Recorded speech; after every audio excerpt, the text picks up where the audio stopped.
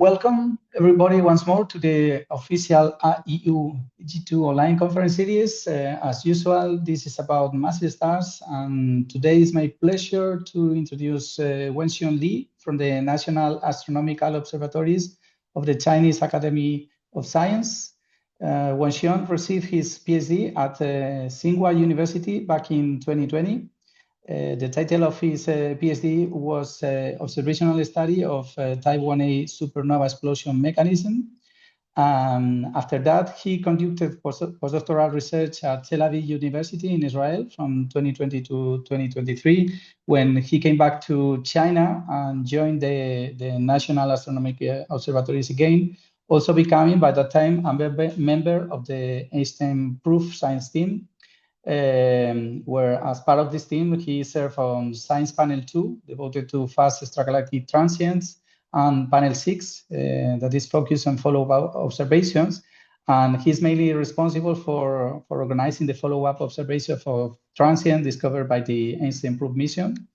Wenxiong's primary research interests include wide-field time domain surveys and supernova physics, topics that he will be talking us about in his seminar today. So thank you very much once more, Wenxiong, for accepting the invitation of the IAU G2 Commission. We are very glad to have you here today. So whenever you want, the floor is yours. Okay, thanks, Sergio. Hello, I'm Wenxiong from NAOC. Today I will talk about detecting supernova with the Einstein Probe. Okay, so this is outline. Firstly, I will introduce Einstein Probe, and later I will introduce two individual EP discovered supernova. The first one is 240414A, which is a weak relativistic jet associated with a type 1c BL supernova. And another one is a 250108A, which is an extremely soft and weak X-ray transient associated with a luminous supernova. And finally, I will introduce our archival EP optical systematic cross-match experiment search. So first, let me introduce Einstein Probe. EP is an soft X-ray mission to discover high-energy transients and monitor variable objects. It has the two instruments. The golden one, this one is a wide-field X-ray telescope, which has very large field of view, around 3,600 square degrees. So it's like 9% of the whole sky. And the localization the radius can be 10 arcminutes. And in the center, this two telescope is the so-called follow-up X-ray telescope, FXT.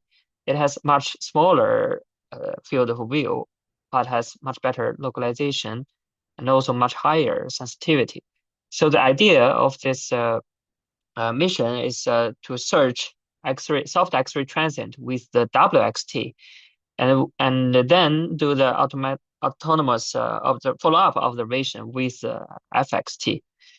So we can have like both very wide field and also a deep observations, follow-up observations.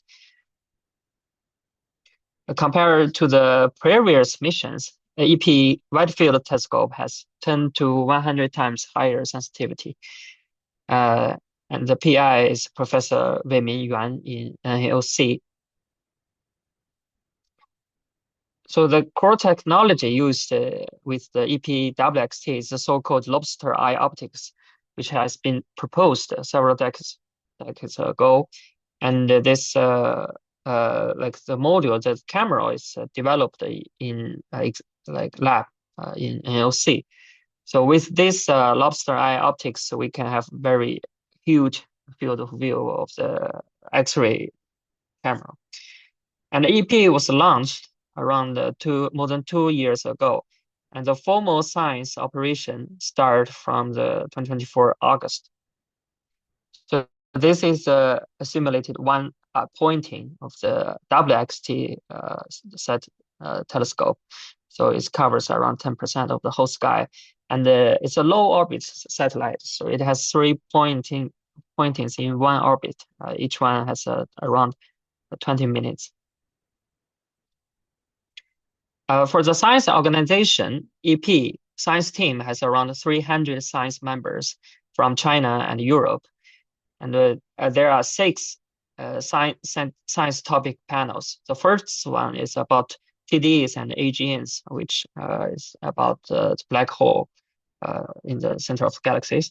And the STP2, this one, I'm involved in this one, which is fast actual galactic transit, mainly include the GRBs and supernova. And there are another ones, several ones like the multi-messenger, which include the GW events and neutrino events, and the stellar objects and observatory science.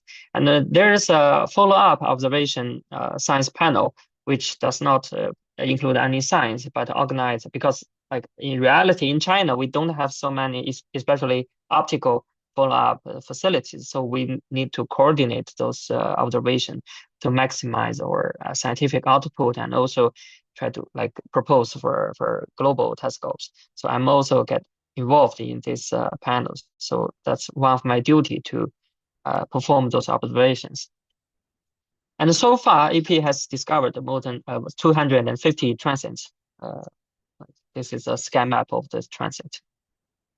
So for EP supernova study, supernova prompt emission basically has 2 predicted like phenomena. The first one is the so-called shock breakout, which is when the supernova has the core collapse event, and it will have like X-ray, UV, very high energy emission, but very short, like in the beginning. So it has been proposed a long time ago. And there's another kind of prompt emission, which is very similar to the GRB emission. There is a jet in the center, but it can be a successful jet, which means the jet can go through the whole ejector, or it can be a failed jet if the jet cannot last so long. So that's the so-called choked jet or failed jet.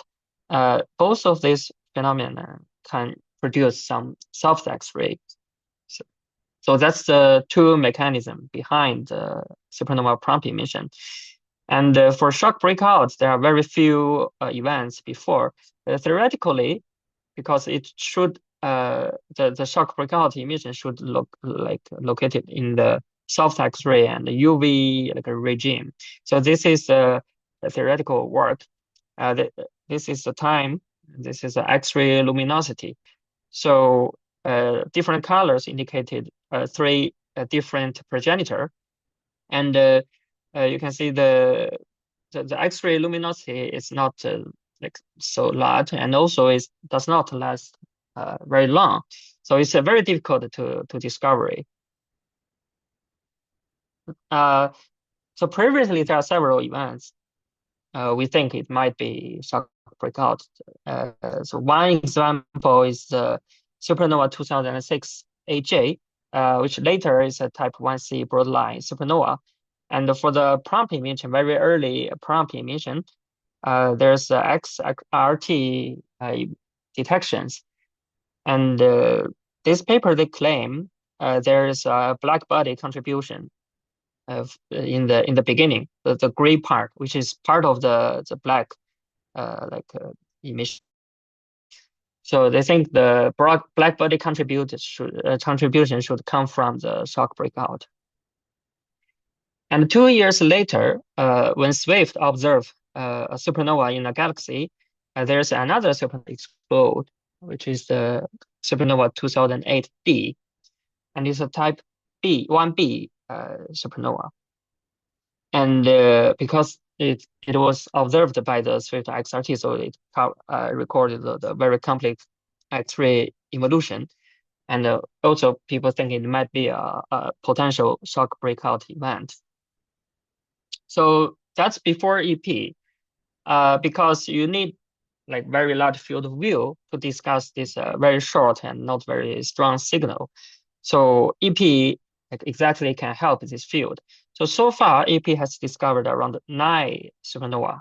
So from 240414 until just last week, there is the closest. So the x-axis is redshift, the y-axis is the peak soft X-ray luminosity. So last week we discovered the latest one, which is also the closest one, the faintest one in X-ray. So most of these events are broad-line type 1c supernova, which means there is no hydrogen or helium in the optical spectrum, and the progenitor should be Wolf-Rayet stars. And traditionally, like most GRB related supernova are this type. So this is what we know so far. And I will focus these three events: the 240414A, 250108A, this one. So the 240414A it's a weak relativistic jet associated with a type 1c supernova, 1cBr supernova. This is the WXT image. So when WXT discovered it, the FXT doing the follow-up observation and discover X-ray sources within the arrow circle of the FXT, WXT. And this is the optical image. So within the FXT image, we find a new optical transient. And this is the potential host galaxy. This is a foreground star. And we also detect this source with Swift XRT. This is the arrow circle of XRT. So everything is consistent. And there is no GRB signal. So it only triggered EP. No GRB satellite can detect the emission. And this is the left panel is the X-ray light curve. And actually the shape and the duration of the light curve looks similar to the light curve, X-ray light curve of the 2008D. But the luminosity is much, much higher than the 2008D. So we think it's not a shock breakout event. So in this plot, this curve is the 2008D, and this is the 240414A, the red one. So it's much, much higher. And this is a typical shock breakout event in the soft X-ray regime. And it's also higher than the low luminosity GRB events. So but it's lower than the typical GRBs. And the photon index of this EP transient is very soft. And later we get Keck's optical spectrum for this one, so we can confirm the redshift and also can classify the optical transient, which is broad-line type 1c supernova at redshift 0.4. So there's no hydrogen, no helium, but there's a very broad arrow feature and also the silicon feature. So it's consistent, very similar to the 1998 BW and 2006 AJ, which are very typical broad line type 1c supernova. And this is a complete optical light curve. So we separate it as three parts, three phases. The first phase is this decline phase, and there's a rebrightening from the day 2 until day 6, and later there's another phase. So compare with the type 1c supernova, the third phase, the last phase, looks at least similar to this type 1c broadline supernova. But in the second phase, it's very weird.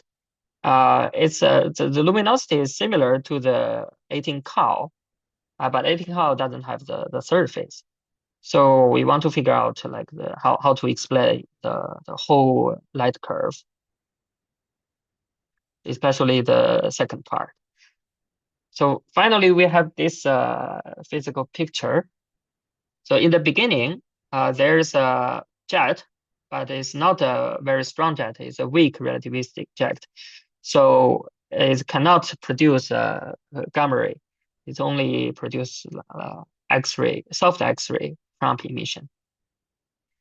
And it can also, because there's still a jet, so it can explain there's X-ray, optical, and radio afterglow emission. And the second part is the most difficult part. We use the shock cooling emission from the circumstellar material to explain that.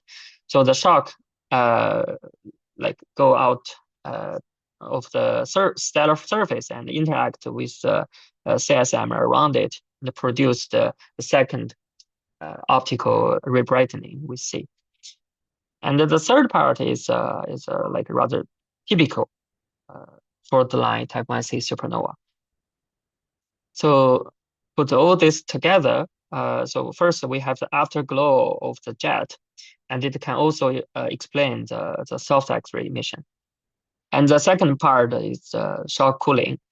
It's not the fit is not perfect, but it's much better than other scenarios. And the third part is typical supernova, like radioactive decay. So that's the picture we have for this supernova. And also we checked the offset of this supernova relative to the host galaxy. So this is a Keck deep image. We think this is the host galaxy. This is a foreground.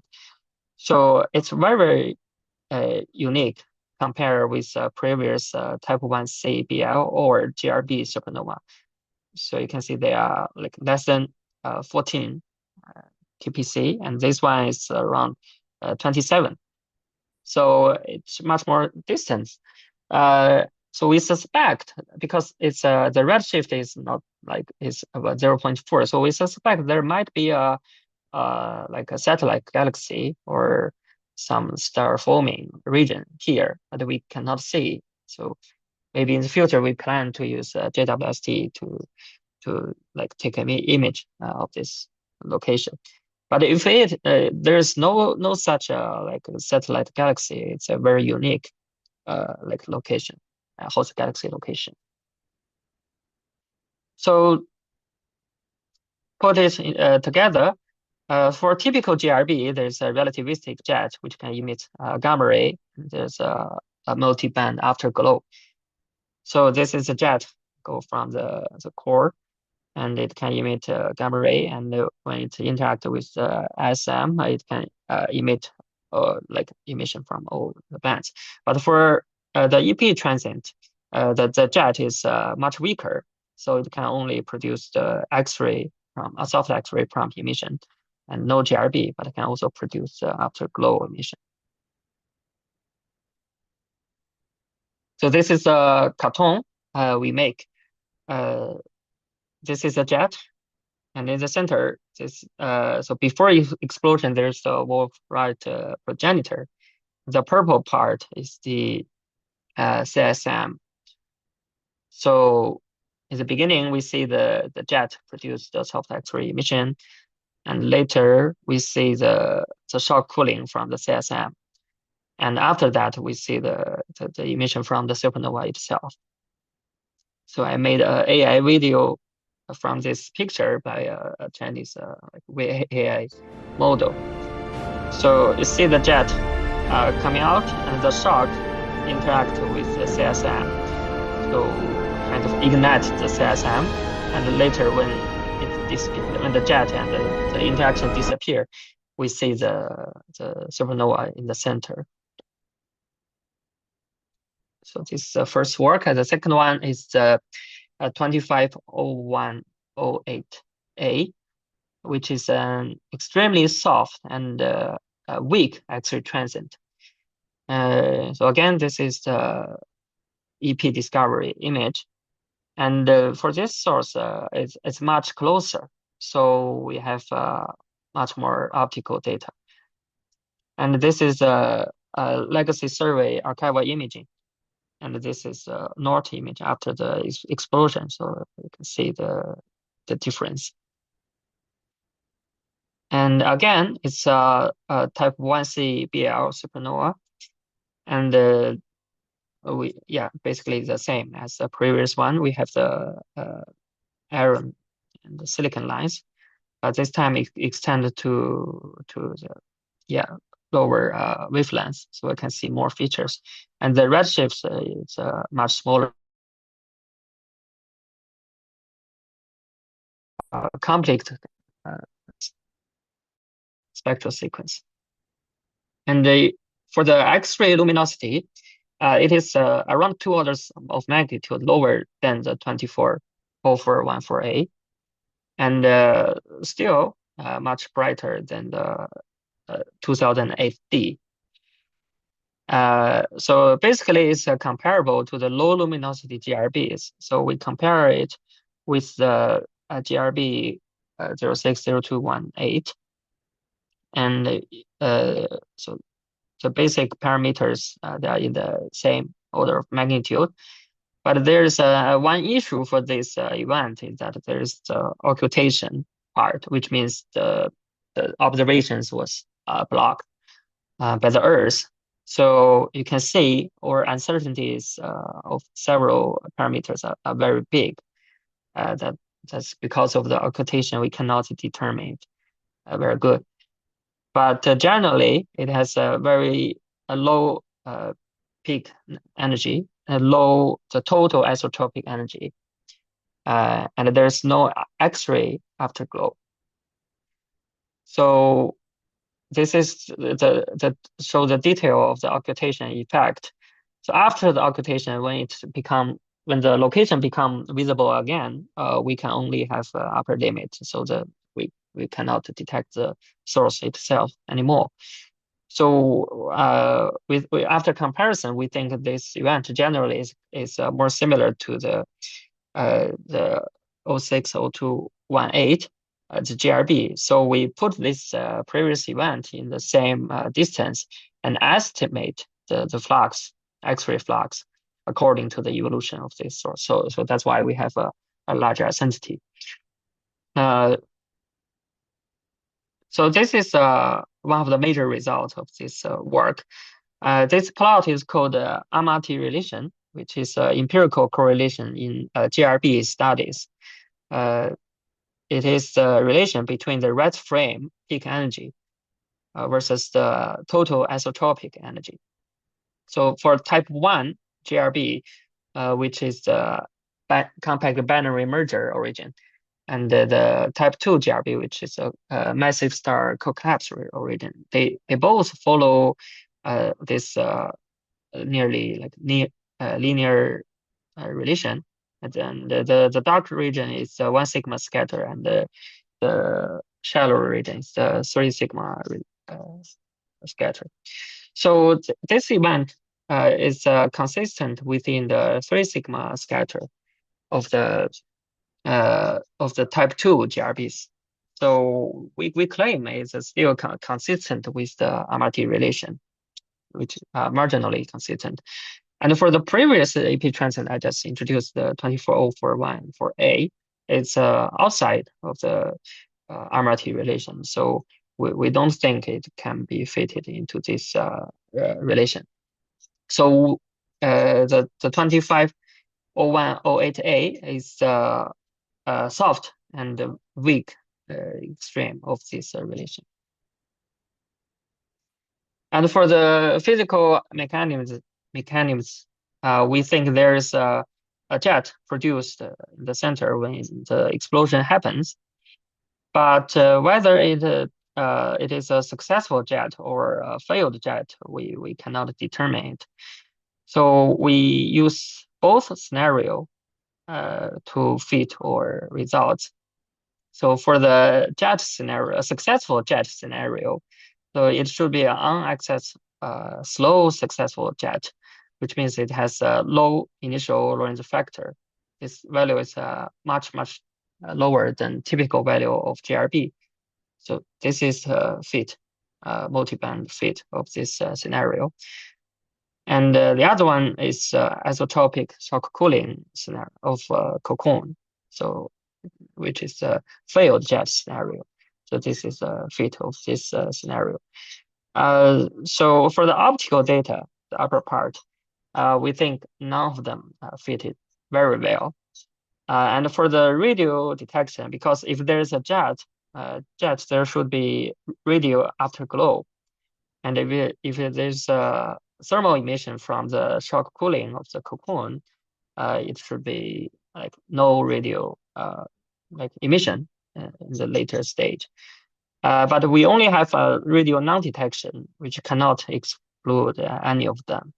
So we don't have like a single picture for that. So we only present these two scenarios and show the results. And there are other works debating about what's the real like origin of that. Basically, still within the jet scenario, but something is successful, something is a fail.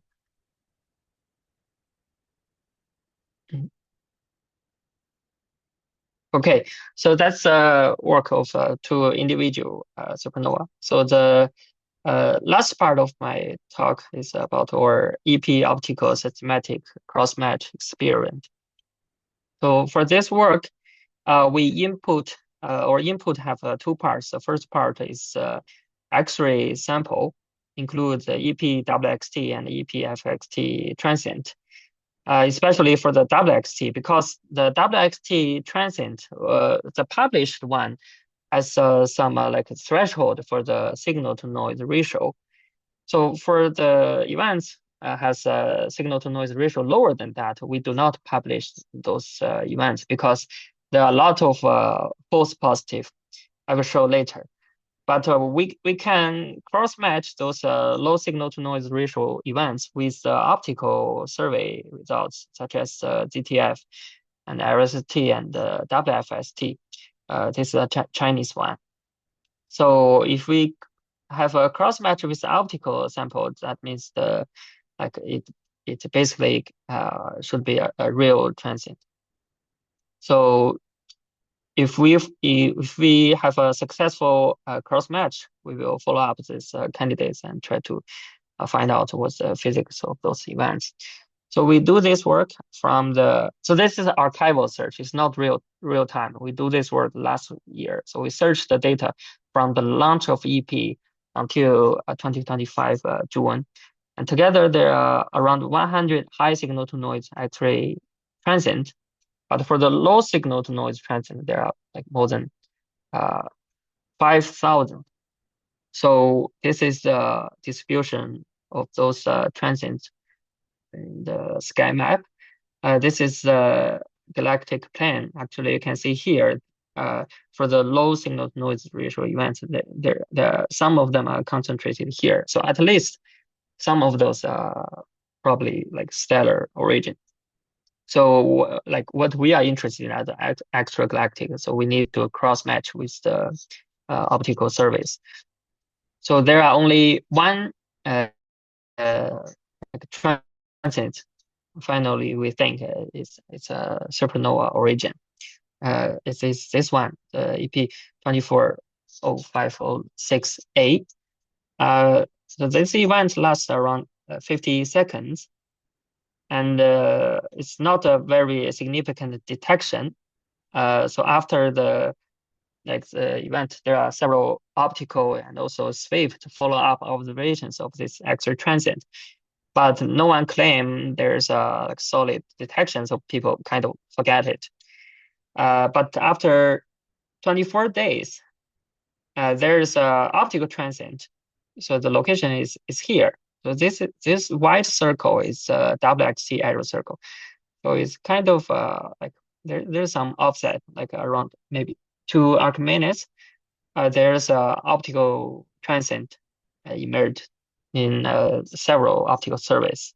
So we do the cross match within 1 month duration. So we find this source, like we suspect it can be associated with EP source.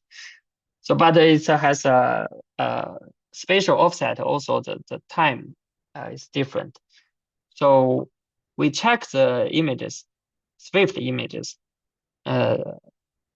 U-Watt detections. So we find actually there is a detection in the UV band after the explosion, 2 days after the explosion. So that means people trigger the TO observation 2 days after the event, but the detection was so weak, so like people don't find it.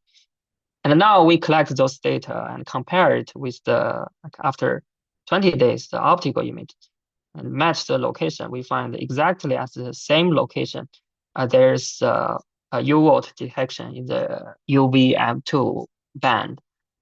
And so we think the transient already happened at 2 days after the X-ray transient.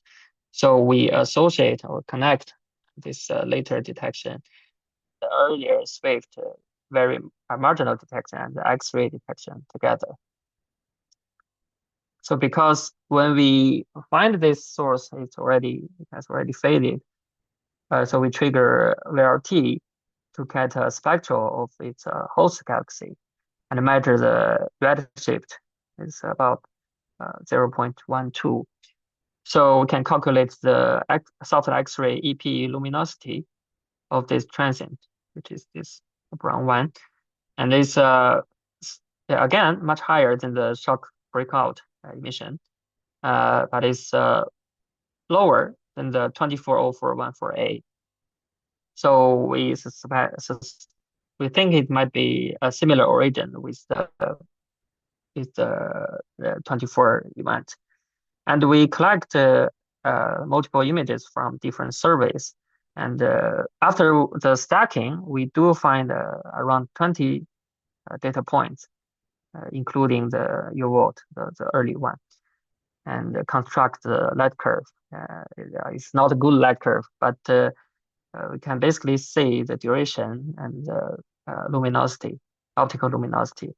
So we think it's a supernova, but we cannot determine the type because we don't have spectrum, and also the light curve is not so good.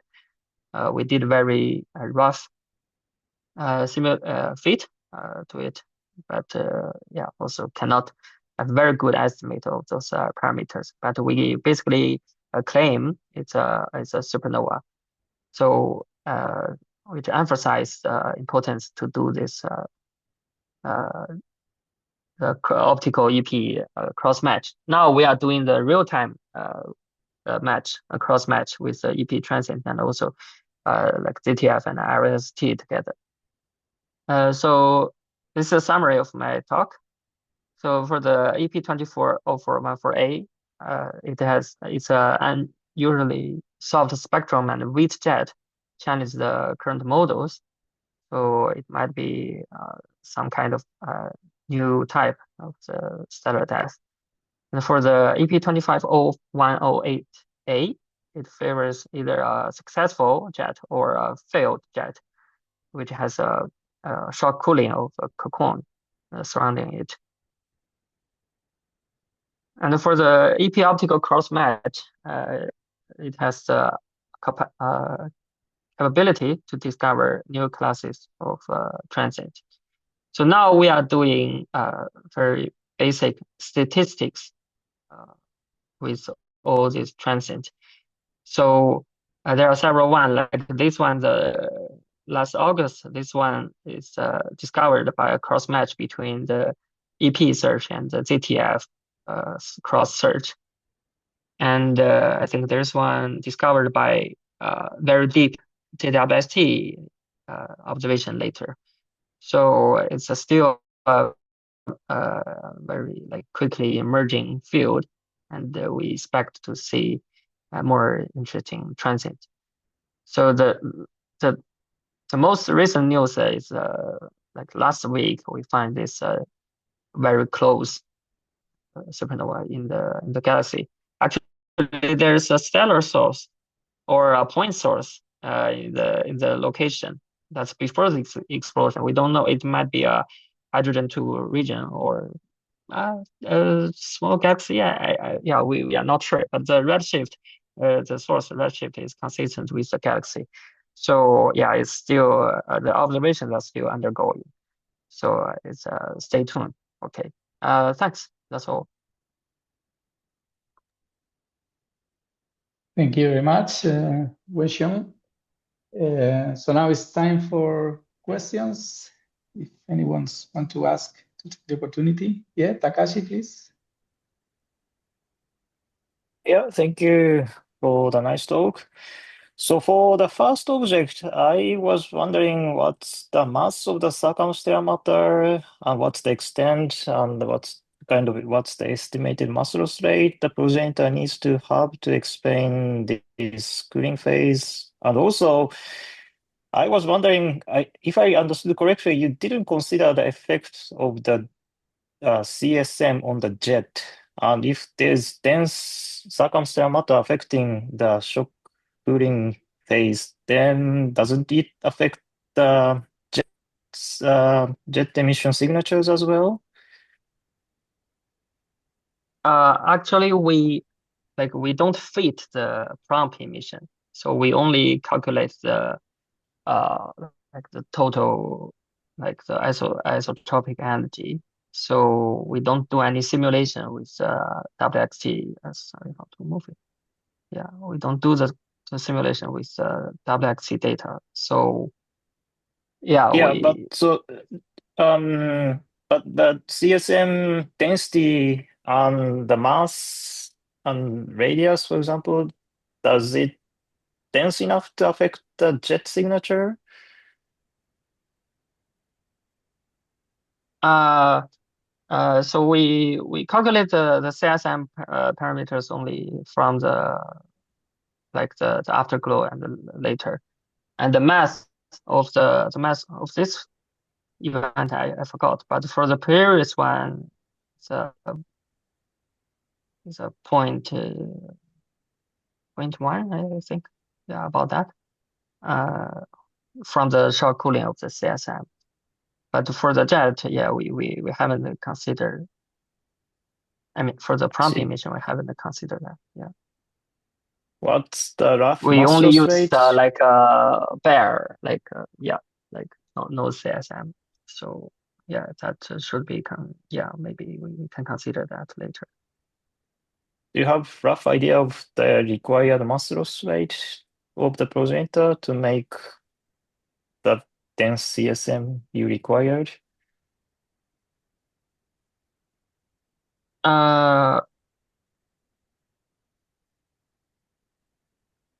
So I think we only calculate the total CSM mass, but no. I see.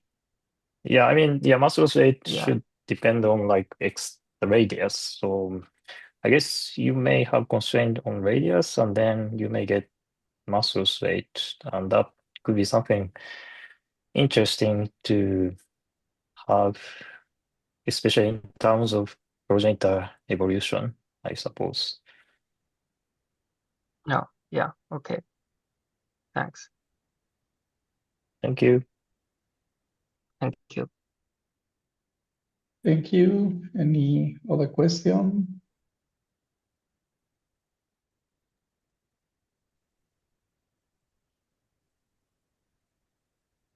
No, I have one question myself. It's not directly related to the topic, but it's about the Einstein Probe. So about all these other observations that are there that are not identified the transients, is all this available as a catalog or something of X-ray sources, or what is the mission doing for all those? For the WXT, the data should be published together with the data. And for the FXT data, actually, we have already published the first year observation, there's a catalog. But for the WX data, the whole WX data, we are still making the catalog. It's more complicated. Yeah, it will be published. Yeah. And what are well, maybe Lida has one question here. Can you hear me? Yep. Yes. Thank you for nice talk. I have a question about the telescope. It's very interesting optics, lobster-eye. What is your angular resolution, and do you suffer from strange PSF, and how it is corrected for stray light? I mean the angular resolution. It's three now. It's around 3 arcminutes in radius.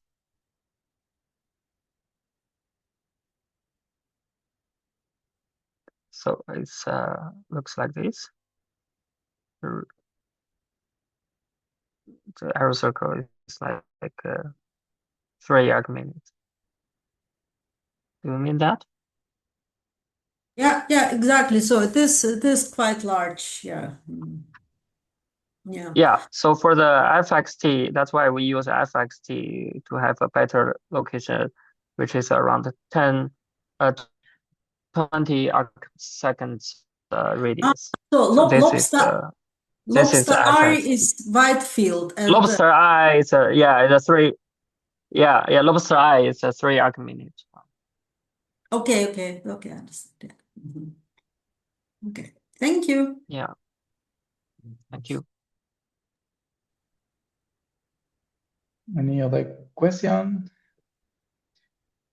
If not, I also have one question related to the future prospects of the mission. So how long is expected to survive this telescope? Do you have an idea, or so is it still long term, or? Yeah, the designed one is until 27, but if it's there's no, like now it's very stable and very good status, so it can be like switched. That's our estimation or expectation. Okay. Like more than 10 years. There are still chances to find many other interesting There's no targets. no consumed parts, and the sensitivity decay is very slow. It's already 2 years and 3 months, 2 months. So we can basically if there's no disaster happens, it can last very long. Hopefully not.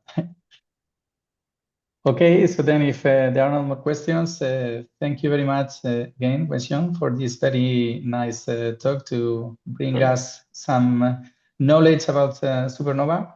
And yeah, the talk will be put also in the YouTube channel. So I'm sure that maybe at some point for people who had the chance to join us today, maybe you will have some questions by mail. So thank you very much, and see everybody in 1 month.